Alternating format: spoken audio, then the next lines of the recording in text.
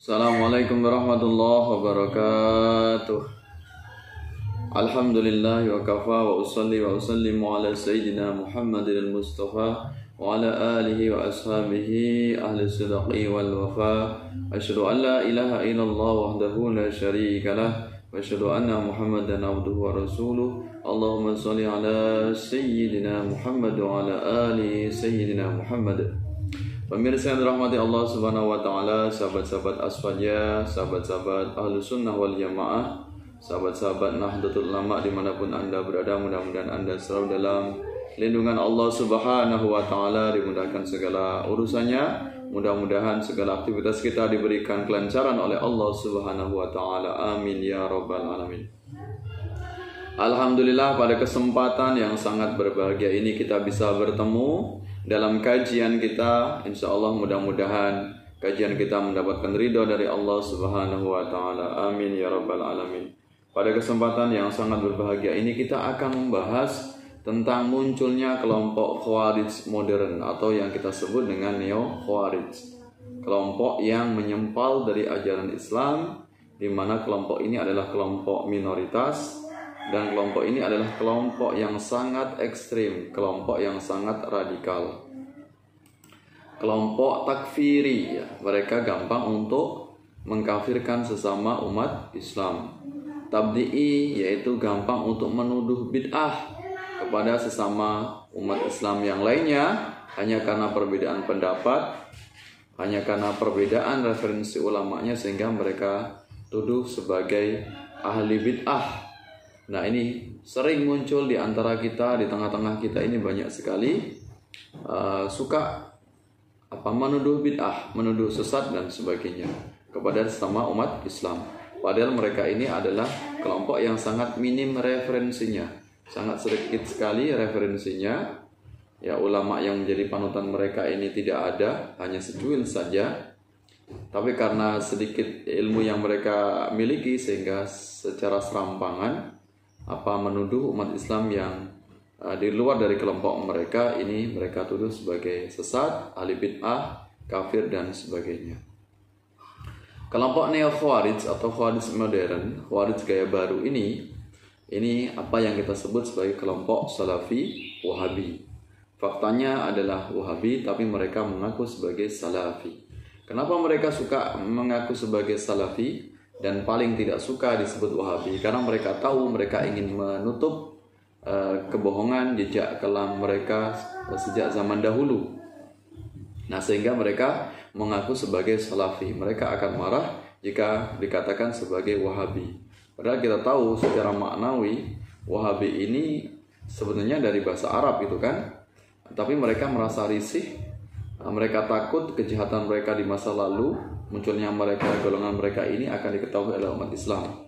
Makanya mereka enggan disebut sebagai Wahabi, karena begitu buruknya image kata-kata Wahabi ini sebagai penanda dari kaum Ahlus Sunnah wal Jamaah tentang kejahatan mereka, kesesatan mereka, dan kejamnya mereka kepada sesama umat Islam. Bahkan di masa lalu mereka ini, kelompok Wahabi ini suka mengkafirkan, bahkan membunuh umat Islam. Nah, ini akan kita bahas bagaimana radikalnya mereka ini, betapa ekstrimnya pemahaman mereka ini. Ini sudah disampaikan oleh Rasulullah sejak zaman dahulu kala, ya. Sejak Rasulullah hidup hadir, ini sudah ada peringatan dari Rasulullah SAW tentang akan munculnya kelompok Salafi Wahabi. Jadi tanda-tanda akan munculnya Khawarij modern, Salafi Wahabi ini sudah disampaikan oleh Rasulullah SAW dalam banyak hadisnya. Kalau Khawarij masa Rasulullah ini ada satu orang yang bernama Khuwaisirah, Dzul Khuwaisirah, yang itu adalah cikal bakal munculnya nanti kelompok Khawarij Salafi Wahabi. Nah, di mana Dzul Khuwaisirah ini suka mendebat Rasulullah. Nah, kelompok-kelompok yang suka mendebat umat Islam, suka usil dengan amalia umat Islam, suka mencaci maki amalan umat Islam, inilah yang kemudian kita sebut sebagai Neo Khawarij atau Khawarij gaya baru, Khawarij modern. Nah, ini hadis Rasulullah SAW tentang munculnya kelompok Khawarij, ya kelompok radikal Khawarij atau yang kita sebut sebagai Wahabi, yang mereka mengaku sebagai Salafi. Bismillahirrahmanirrahim. Yahruju qaumun, akan muncul satu kaum min ummati, dari umatku. Jadi Rasulullah ini sudah menyadari akan munculnya kelompok ekstremis Salafi Wahabi. Yaqra'unal Qur'an, mereka membaca Al-Qur'an, laisa qira'atukum, yang tidak sama seperti apa yang kalian baca. Ila qira'atihim, dengan qiraat mereka. Artinya bacaan kalian itu tidak ada apa-apanya dengan bacaan Al-Qur'an mereka. Berarti mereka ini membaca Al-Qur'an luar biasa, ahli ibadah, ahli membaca Al-Qur'an, ya. Bisain, dengan sesuatu pun, artinya tidak sebanding dengan ibadah kalian itu, entah apa baca Al-Qur'annya, tentang ibadah-ibadah yang kalian lakukan ini tidak ada bandingannya dengan ibadahnya kelompok Salafi Wahabi. Memang faktanya demikian, ya. Mereka merasa paling suci, paling hebat, paling banyak ibadahnya. Ketika kita tidak disibukkan untuk mengkritisi amalan mereka, tapi mereka selalu disibukkan dengan mengkritisi usil dengan amalan-amalan kita. Hampir seluruhnya, seluruh amalan kita tidak ada satupun yang tidak diserang oleh kelompok Salafi Wahabi. Apa saja? Yasinan, tahlilan, istighosah, sholawatan, apa saja, semuanya itu pasti mendapatkan caci maki, celaan, hinaan dari kelompok Salafi Wahabi. Ini menandakan bahwasanya mereka lebih mulia, lebih hebat ibadahnya dibandingkan ibadah kita, lebih hebat amaliyahnya dibandingkan amaliyah kita, lebih hebat segala ibadah yang mereka lakukan dibandingkan ibadah yang kita lakukan. Itulah congkaknya, sombongnya mereka dibandingkan dengan kita. Kita akan Ahlussunnah wal Jamaah merasa tawadu, pasti akan merasa rendah hati kepada sama umat Islam. Kita tidak akan sempat untuk mengoreksi amalan-amalan kesesatan mereka, tapi mereka berbanding terbalik, mereka usil dengan amalan-amalan yang kita lakukan. Semuanya amalan yang kita lakukan pasti tidak akan luput dari keusilan mereka. Apa saja, semuanya. Jadi mereka katakan kita ini adalah ahli bid'ah, sesat, ahli neraka. Nah, ini betapa ekstrimnya paham kelompok Khawarij modern, yaitu Salafi Wahabi. Jadi Rasulullah sudah menandai akan munculnya akhir zaman kelompok penyesat umat yang mereka merasa paling lurus, paling suci, paling hebat di antara umat Islam yang lain. Dan tentunya mereka sudah duluan mengkapling surga untuk golongan mereka. Jadi tidak ada tempat surga untuk kelompok mereka. Itu anggapan mereka, ya. Wala sholatukum ila sholatihim, dan juga bisain, dan tidak juga ibadah kalian, sholat kalian ini tidak akan sebanding dengan sholat mereka. Mereka bukan hanya sholat fardu, tapi mereka juga ditambah dengan amalan-amalan sholat yang lain. Nah, betapa kita ini kalau dalam ibadah ini kalah dengan mereka. Ya, karena mereka itu begitu banyaknya, saking banyaknya mereka ibadah.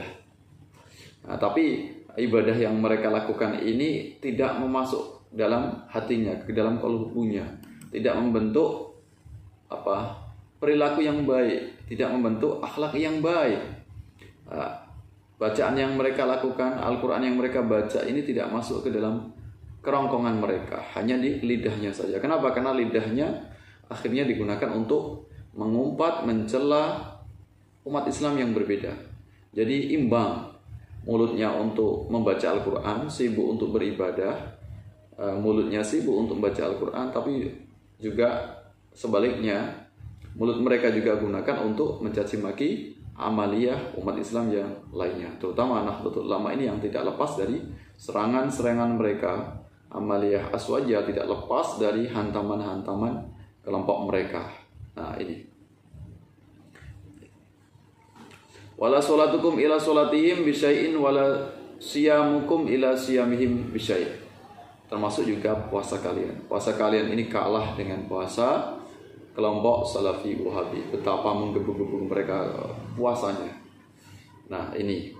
Jadi kalau dari segi ibadahnya, amaliyahnya, tentu kalau intensitasnya, kuantitasnya, jumlah ibadahnya tentu kalah, ya. Ya, kaum Ahlussunnah wal Jamaah kalah disebutkan di dalam hadis ini.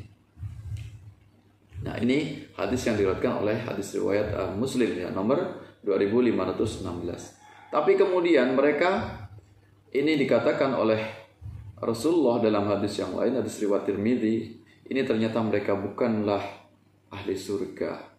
Ya, naudzubillah min dzalik. Mereka bukan orang yang mulia di sisi Allah Subhanahu wa taala. Tapi betapa ngerinya ancaman Rasulullah kepada mereka ini. Ya. Mereka itu adalah kilabun nar. Mereka adalah anjing-anjing neraka. Betapa dahsyatnya celaan Rasulullah kepada mereka. Ini betapa karena kejinya mereka mengkafirkan umat Islam sehingga Rasulullah tidak segan-segan untuk menjuluki mereka, menamai mereka sebagai kilabun nar, yaitu anjing-anjing neraka. Ya, betapa ngerinya. Syarru qatla tahta adimis sama. Ya, seburuk-buruk makhluk yang terbunuh di bawah kolong langit. Ya, seburuk-buruknya makhluk yang terbunuh di bawah kolong langit. Ya, khairu qatla man qataluhu.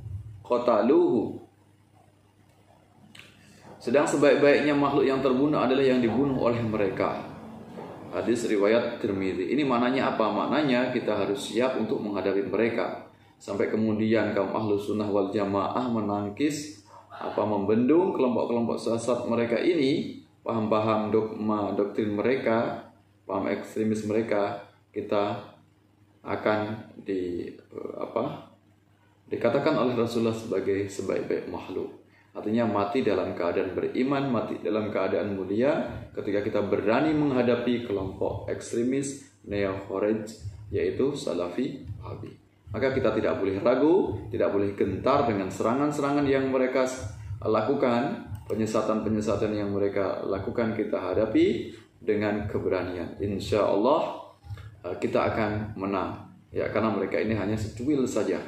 Ya, mereka ini kelompok yang secuil tapi usilnya luar biasa. Di muka bumi ini kaum yang paling usil kepada umat Islam adalah kelompok Salafi Wahabi. Padahal kita sama umat Islam. Ya, mereka tidak mau mengkritisi pemahaman kesesatan kelompok agama lain. Ya, tidak mau mengkritisi kelompok penyembah berhala. Tapi mereka paling lantang, paling kritis, ya paling cerewet, ya paling sewot mulutnya, lidah mereka kalau mencaci maki, melaknat, menghina amalan kaum Ahlus Sunnah wal Jamaah. Tapi ketika mereka diserang balik, mereka pasti akan berlindung dengan kata-kata ukhuwah. Sama umat Islam, sama bersaudara, tidak boleh saling menghina, tidak boleh saling bermusuhan. Tapi faktanya mereka lah yang tidak pernah henti-hentinya. Ya, dimanapun berada, mereka paling usil dengan amalia kaum Ahlus Sunnah wal Jamaah. Jadi bagaimana biar aman damai? Maka kalau mereka masih terus tidak berhenti lisannya mereka sumpah serapah dengan amalia kita hadapi. Kita hadapi dengan keberanian. Tapi kalau ingin aman damai, cukuplah mulut mereka diam. Insya Allah akan damai dunia ini ketika mereka tidak lagi menghina amalia kaum Ahlus Sunnah wal Jamaah. Tapi selagi mulut mereka tidak mau berhenti, pasti akan terjadi kekacauan, terjadi fitnah di muka bumi ini. Bahkan dalam hadis yang lain, mereka ini dicap oleh Rasulullah SAW sebagai setan Najd, yaitu tanduk setan Najd. Munculnya huru-hara di akhir zaman dari Najd, di mana Najd ini adalah munculnya yaitu Khawarij awal, generasi awal, yaitu Dzul Khawaisirah. Ya, nah ini. Kemudian agar kita selamat bagaimana? Ini sudah disampaikan oleh Rasulullah SAW agar kita masuk ke dalam golongan mayoritas umat Islam yang disebut dengan Sawadul A'zam. Inna ummati la tajtami'u ala dolalah. Sesungguhnya umatku tidak akan bersepakat dalam kesesatan. Fa idza ra'aitum ikhtilafan, ketika kalian semuanya terjadi kekacauan, ya melihat kekacauan di mana-mana, kelompok Salafi Wahabi mulai menyusup dalam tubuh umat Islam. Mereka menyebarkan kebohongan-kebohongan, kesesatan-kesesatan dalam tubuh umat Islam agar kita bercerai-berai. Maka yang kita lakukan adalah fa'alaikum bis-sawadil a'zam. Masuklah kamu ke dalam golongan mayoritas, yaitu kaum Ahlus Sunnah wal Jamaah, yaitu kaum madzhabul arba'ah, yaitu yang berpegang teguh kepada 4 mazhab umat Islam. Nah, sedangkan Salafi Wahabi ini mereka anti mazhab. Bahkan mereka anti mazhab dengan membuat mazhab yang baru, yaitu mazhab Muhammad bin Abdul Wahhab, mazhab Albani. Ya, mereka anti dengan 4 mazhab yang lainnya. Mudah-mudahan bermanfaat apa yang saya sampaikan, menambah keimanan ketaatan kita kepada Allah Subhanahu wa taala, menambah keyakinan kepada akidah Ahlussunnah wal Jamaah, dan keluarga kita semuanya selamat dari kesesatan Salafi Wahabi. Sampai bertemu dalam kesempatan yang lain. Mohon maaf atas segala kekurangan, segala khilaf. Wallahu muwaffiq ila aqwamit thoriq. Wassalamualaikum warahmatullahi wabarakatuh.